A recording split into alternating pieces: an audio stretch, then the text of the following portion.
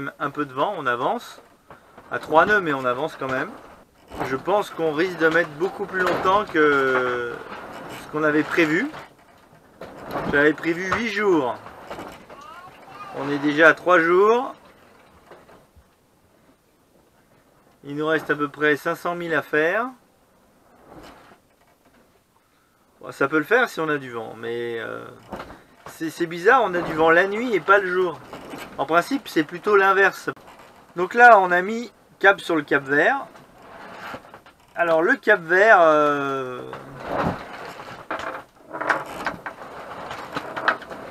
j'ai vu que les cartes navioniques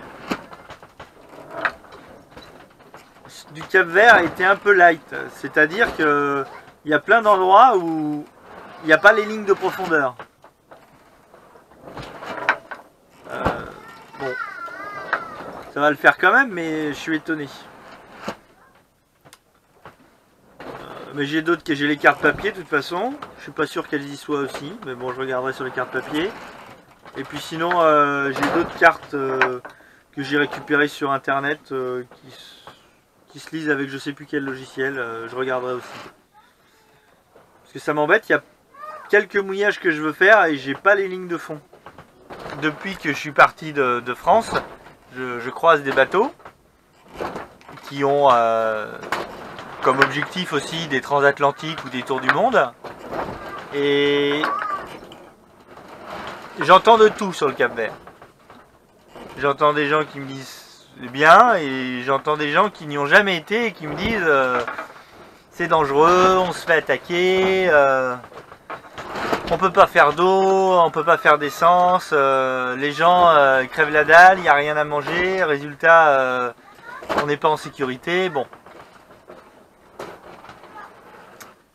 Mais quand vous leur demandez est-ce qu'ils ont été au Cap Vert, ils n'ont jamais été au Cap Vert. Alors on va tester. On va essayer d'être prudent. Moi, dans ma vie, j'ai pas rencontré beaucoup de Cap-Verdiens. Mais le peu que j'ai rencontré, c'est vrai que c'était des gens qui faisaient la Manche, malheureusement. Mais par contre, je les ai trouvés très gentils. C'est vrai que leurs conditions faisaient que... Mais bon. Donc on va voir. On va pas arriver... on va arriver en se méfiant un peu. Et puis on va voir comment ça se passe.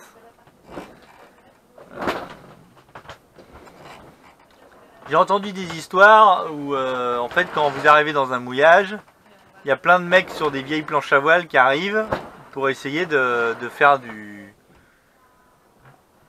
business. Alors moi j'ai pas trop l'habitude de ça. Je sais pas trop comment, si j'ai 20 mecs qui arrivent, qui s'accrochent à mon bateau avec des planches à voile, je sais pas trop comment réagir. Néanmoins, j'ai déjà élaboré un petit plan dans ma tête.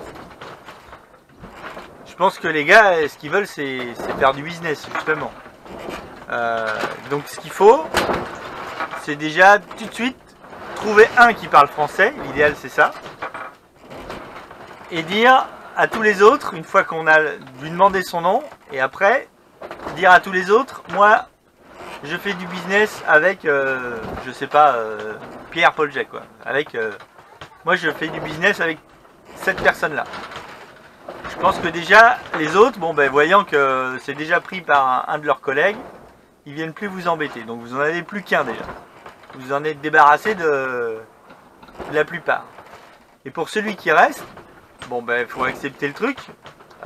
Moi j'espère rencontrer un gars comme ça qui parle français pour pouvoir discuter avec. Et j'essaye, depuis qu'on est parti, je veux un régime de bananes. Donc je lui demanderai s'il peut m'avoir un régime de bananes. Je vois les choses comme ça. Je pense qu'il faut pas partir avec de mauvais a priori.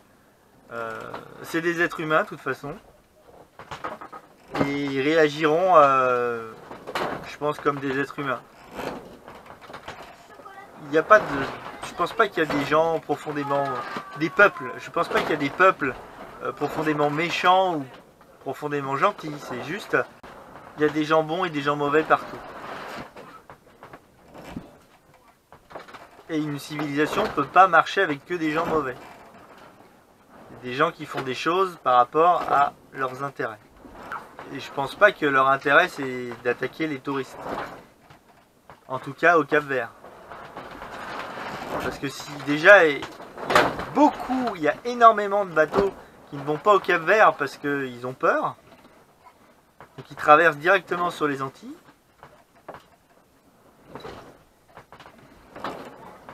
Et c'est terrible, quand on a une image comme ça, c'est très dur à enlever une image comme ça. Par exemple, dans le Pacifique, les îles, les autochtones du Pacifique ont une très très bonne image.